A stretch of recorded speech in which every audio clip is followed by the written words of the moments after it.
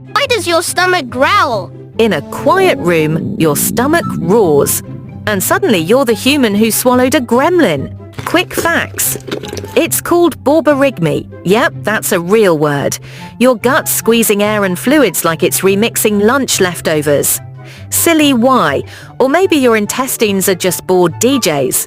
Cue the bubble bass drop in 3, 2, grrm. Your stomach doesn't care if you're on a date or in a job interview. It wants attention, and it'll scream until you feed the beast. Next time, why do we sneeze? And is it your nose or your brain's eject button? Why? Because it is fun. Follow for more silly why because your body is weirder than your browser history. Subscribe. Oh yeah. Thank you.